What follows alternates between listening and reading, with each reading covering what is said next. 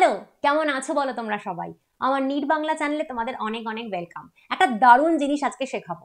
Mitosis এবং মিওসিসের যে প্রত্যেকটা ফেজ রয়েছে, মানে প্রোফেজ, মেটাফেজ, টেলোফেজ, অ্যানাফেজ, আবার ওদিকে G1, S, G2, এই প্রত্যেকটাতে ক্রোমোজোম নাম্বার মানে 2n হবে না 4n হবে না n হবে, আর ডিএন এর অ্যামাউন্ট 2C 4C কি হবে, এইটা নিয়ে কিন্তু তোমাদের প্রচন্ড একটা কনফিউশন থাকে। আমাকে অনেকে বলো যে ম্যাম এটা মনে থাকে না, বুঝতে তো পেরেছি কিন্তু মনে থাকে না।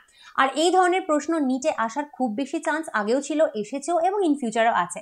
আমি তোমাকে এমন মজার কবিতা শেখাবো, 2 লাইনের ছড়া বেসিক্যালি শেখাবো, তাতে তোমার এরকম কোয়েশ্চেন আসলে সলভ করতে জাস্ট 10 থেকে 15 সেকেন্ড টাইম লাগবে। জাস্ট 10 থেকে 15 সেকেন্ড তোমার টাইম লাগবে ছড়াটা মনে রাখতে, আর ছড়াটা শিখতে তোমার 2 মিনিট লাগবে। ঠিক আছে, এই ভিডিওটাই কিন্তু একটু 2 মিনিটের বেশি লাগবে, কারণ আমি তোমাদের এক্সপ্লেন করব, কিন্তু একবার বুঝে গেলে তোমাদের নিজেদের ছড়াটা মনে রাখতে 2 মিনিট লাগবে।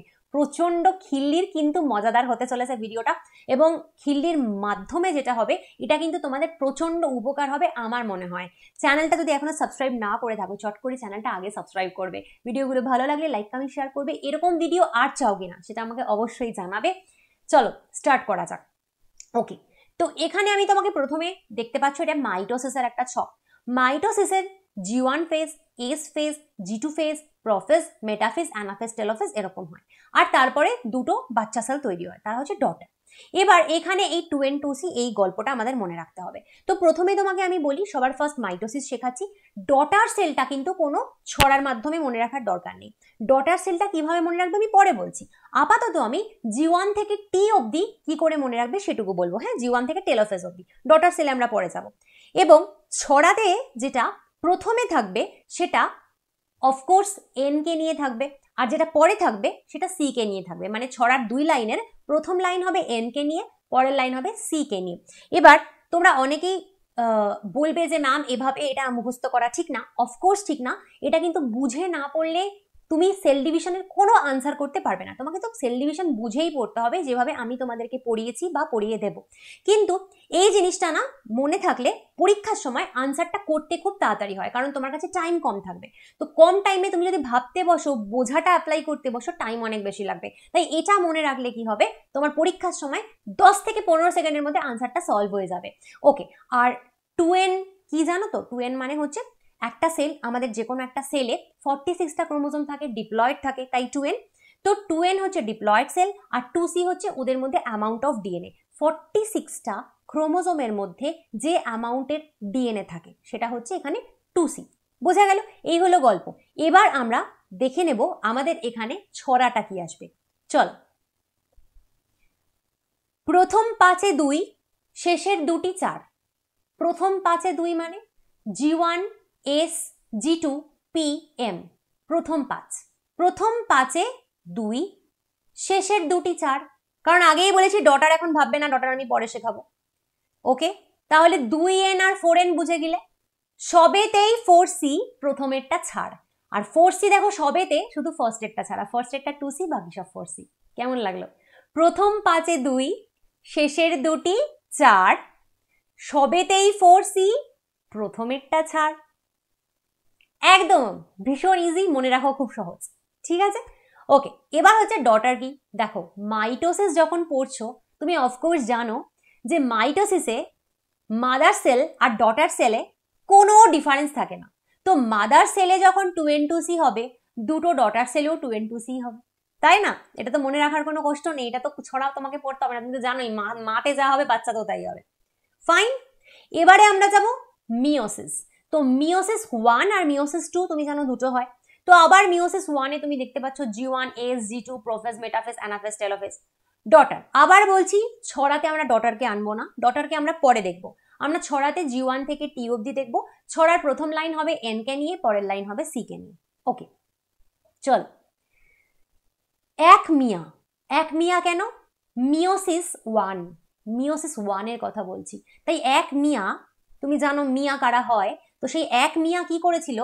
এক মিয়া 2 টাকা নিয়েছিল ধার। এক মিয়া 2 টাকা নিয়েছিল ধার। তার মানে ফার্স্ট লাইনে সংখ্যা রয়েছে শুধু 2, তাহলে সব এতে 2 বসিয়ে দাও। একদম G1 থেকে T অবধি 2 বসিয়ে যাও, সব জায়গায় 2n। ফার্স্ট লাইনে কিন্তু আর কোনো সংখ্যা নেই। এক মিয়া 2 টাকা নিয়েছিল ধার, সবেতেই 4C, প্রথমেরটা ছাড়। অফকোর্স সবেতে 4C, ফার্স্টেরটা শুধু 2C। কত মজার হচ্ছে বলো। ডটার আমরা পরে দেখব।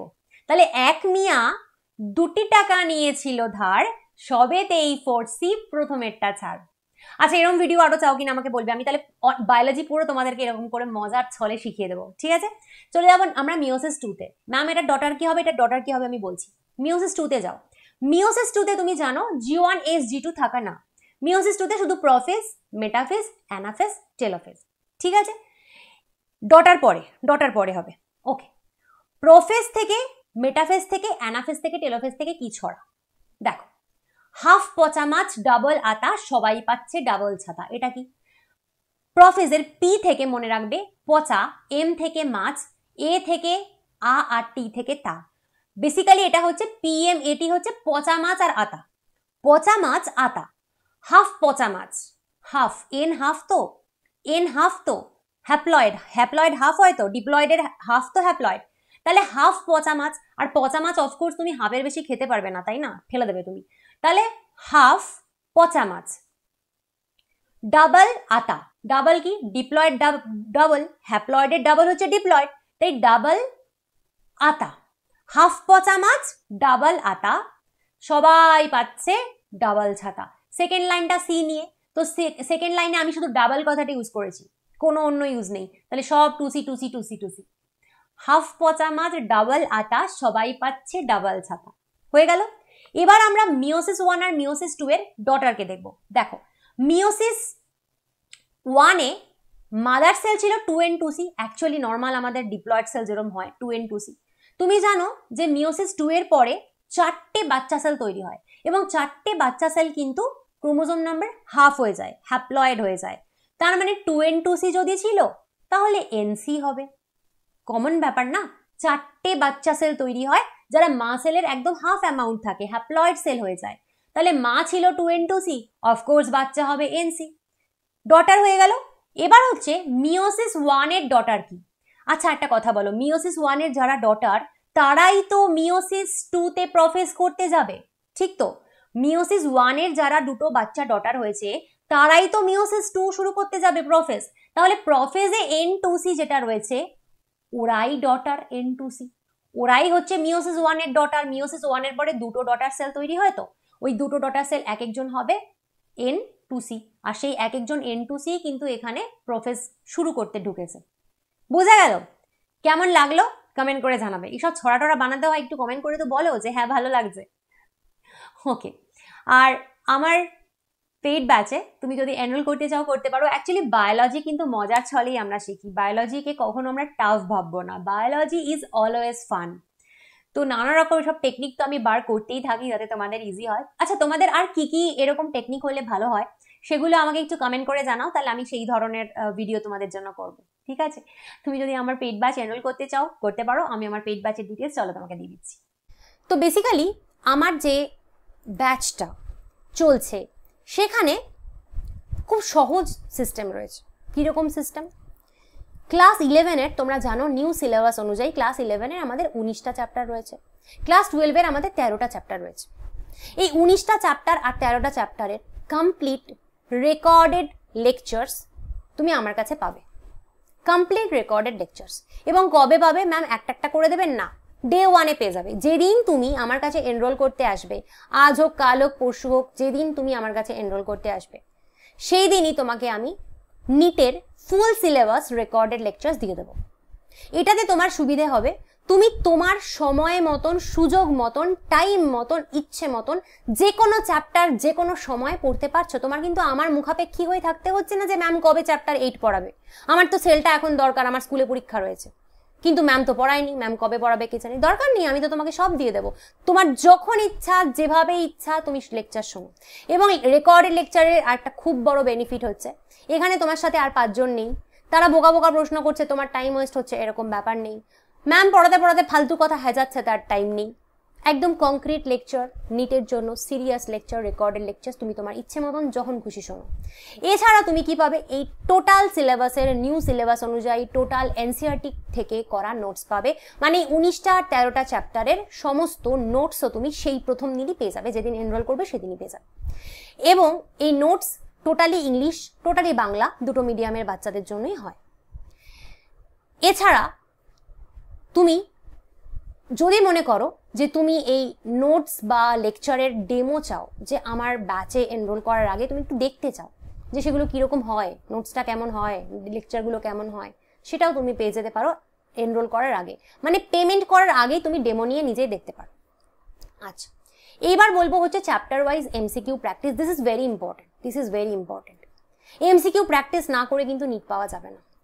আমি কিন্তু প্রত্যেক চ্যাপ্টারের থেকে একেবারে এনসিইআরটি এক্সট্র্যাক্ট করে করে খুঁজে খুঁজে ইম্পর্টেন্ট কোয়েশ্চেন, এবং এখন নিটের যেরকম ট্রেন্ড চলছে, অ্যাসারশন রিজন কোয়েশ্চেন্স অনেক বেশি আসছে, তো এক্সাক্ট ট্রেন্ড ফলো করে কারেন্ট নিটের কথা মাথায় রেখে এনসিইআরটি থেকে এরকমভাবে এমসিকিউ প্র্যাকটিসের শিট আমি তোমাকে দেবো, পিডিএফ তোমাকে দেবো, এবং এমসিকিউগুলো প্রথমে ইংলিশ পরে বাংলায় লেখা থাকে।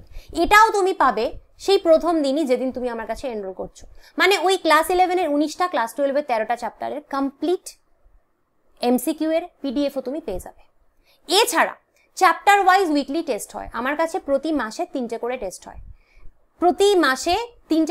হয়, এক একটা টেস্ট 3-4 দিন করে চলে, এইভাবে 3টে করে টেস্ট হয়। এবং সেই টেস্ট কিন্তু আমি মাথায় রাখি যে কোয়ালিটি কোয়েশ্চেনের উপর, এবং সেটাও কিন্তু কমপ্লিটলি এনসিইআরটি বেস করেই আমি কোয়েশ্চেন দিই। আমার একটা কোয়েশ্চেন এনসিইআরটির বাইরে থেকে আসে না। সেগুলো করলে কিন্তু তোমার অনেক প্র্যাকটিস হবে, তুমি বুঝতে পারবে তোমার কতটা প্রগ্রেস হচ্ছে, তুমি কতটা শিখছো, তুমি যে পড়লে টেস্ট দিয়ে তোমার কত মার্কস এলো। This is very important. এই MCQ practice and test, this two are very important for your NEET. শুধু পড়লে আর নোট দেখলে হবে না, কিন্তু প্র্যাকটিস করতেই হবে। এছাড়া ফুল সিলেবাস টেস্ট হয় আমার কাছে, সেটা নিটের আগে হয়, সেটা অফকোর্স এখন না, সেটা এপ্রিলে, প্রতি বছর এপ্রিলে আমার কাছে ফুল সিলেবাস টেস্ট হয়, মানে পুরো 360 নম্বর বায়োলজির টেস্ট হয়, ইংলিশ বাংলা ঠিক যেভাবে নিটের কোয়েশ্চেন থাকে সেভাবে। তোমার এখানে একটা কিন্তু প্রশ্ন আসবে, এই যে ম্যাম এই যে লাইভ ক্লাস করছি না, আমরা রেকর্ডেড ক্লাস করছি, তো একটা কিছু পড়তে গিয়ে আমার যদি ডাউট হয়, একটা লেকচার শুনছি ডাউট হলো, সেটা কিভাবে আপনি মেটাবেন? তো ডাউটের জন্য যেটা করতে হবে সেটা হচ্ছে যে তুমি যে লেকচারটা শুনছো, আমি যে লেকচারটা দিয়েছি তার নিচে কমেন্টে গিয়ে তুমি ডাউটটার কমেন্ট করো, তোমার কি ডাউট আছে। আদারওয়াইজ তুমি আমাকে ডাইরেক্ট মেল করতে পারো, যে কোনো একটা, হয় কমেন্ট করো বা ডাইরেক্ট মেল করো, আমি তোমার ডাউটের উত্তর দিয়ে দেবো। সুতরাং ডাউট নিয়ে কোনো চিন্তা নেই, এটা বরং অনেক ইজি, কারণ তোমার যখন ডাউট হলো তুমি তখন উত্তরটা পেলে, তোমার ওয়েট করতে হবে না যে কবে ম্যাম সেল ডিভিশন পড়াবে, আমার তো সেল ডিভিশনে ডাউট আছে, কবে ম্যাম পড়াবে।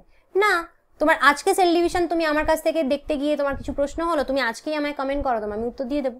তো ডাউট ক্লিয়ার তো আমার কাছে হবেই, যদি প্রপার ডাউট থাকে, পড়াশোনা সংক্রান্ত ভালো ইম্পর্টেন্ট ডাউট থাকে, এবং অ্যাকচুয়ালি তুমি কোথাও বুঝতে পারছো না, হতেই পারে সেটা, তো সেই ডাউট তোমার ক্লিয়ার হয়ে যাবে। এই কোর্সটা এর সুবিধা আরেকটা, এটা হচ্ছে বোর্ড ফ্রেন্ডলি। যারা বোর্ড দিচ্ছ তাদের আমার নোটস থেকে কিন্তু বোর্ডের জন্য অনেক উপকার হবে, কারণ বেসিক্যালি নিটের নোটস পড়লেই বোর্ডের 90% হয়ে যায়, তো কোনো তোমার চিন্তা নেই, তোমার আলাদা করে নোটস বানাতে হবে না, এটা বোর্ডের জন্য উপকার হবে। ডেফিনেটলি এর লাইফ টাইম ভ্যালিডিটি আমি রেখেছি। লাইফ টাইম ভ্যালিডিটি মানে কি জানো? লাইফ টাইম ভ্যালিডিটি মানে এমন নয় যে তুমি আজকে জয়েন করলে 2028-এ গিয়ে নিট পেলে, ততদিন অবধি তুমি সবকিছু পেলে, ততদিন অবধি তোমার কাছে সবকিছু থাকলো, শুধু তাই নয়। লাইফ টাইম ভ্যালিডিটি মানে এই, তুমি যদি 2028-এ গিয়ে নিটটা পাও, এতদিন তুমি চেষ্টা করে যাও, তুমি প্রত্যেক বছর আমার কাছে সমস্ত পরীক্ষা দিতে পারবে, সমস্ত এমসিকিউ ফ্রিতে পেতে পারবে। যতবার আমি পরীক্ষা নেব তুমি কিন্তু সব পরীক্ষা দিতে পারবে। এমন না যে আমি এখন ঢুকলাম মানে শুধু 2025-এর আগেই আমি পরীক্ষা দিতে পারবো, 26-এর পরীক্ষাগুলো দিতে পারবো না, তা নয়। তুমি 28-এ দাও না, তুমি 28-এ গিয়ে নিট দাও, ততদিন অবধিও সমস্ত পরীক্ষা তুমি আমার দিতে পারবে। হোয়াটসঅ্যাপ গ্রুপ রয়েছে আমার নিজস্ব পেইড ব্যাচের বাচ্চাদের জন্য, সেইখানে তুমি অ্যাডেড থাকবে, এবং যতদিন না তুমি হোয়াটসঅ্যাপ গ্রুপ ছাড়তে চাইছো আমি তোমাকে কোথাও যেতে দেবো না। তো হোয়াটসঅ্যাপ গ্রুপে তুমি থাকবে, এবং যতদিন না তুমি নিট পাচ্ছ, সেটা যেই সালেই হোক না কেন, ততদিন অবধি তুমি আমার হোয়াটসঅ্যাপ গ্রুপে থাকবে, এবং ততদিন অবধি সমস্ত রকমের টেস্ট এভরিথিং বেনিফিট তুমি পেতে পারবে। কোনোদিন কোনো আর এক্সট্রা কোনো পেমেন্ট তোমাকে করতে হবে না, শুধুমাত্র অ্যাডমিশনের সময় একবারই তোমাকে ₹1000 দিতে হবে, ₹1000 দিতে হবে অ্যাডমিশনের সময়, সেই যে দিলে আর জন্মের মতন তোমাকে আমাকে কোনো পেমেন্ট করতে হবে না। বায়োলজির জন্য তোমার এভরিথিং ডান। তুমি যদি মনে করো যে এই ব্যাচে তুমি এনরোল করতে চাও বা ডেমো পেতে চাও, তাহলে তুমি আমাকে এই যে 9019765145 নাম্বারটা দেখছো, এটাতে হোয়াটসঅ্যাপ করো, ফোন করো না। ফোন করলে আমার ফোন ওঠানো পসিবল হয় না, সারাদিন এত ফোন আসে। হোয়াটসঅ্যাপ করো, হোয়াটসঅ্যাপ করে তুমি ডেফিনেটলি এনরোল করতে পারো এই ব্যাচের জন্য। তো পরের দিন অন্য কোনো ভিডিও নিয়ে আসবো। আজকে যাচ্ছি, টাটা।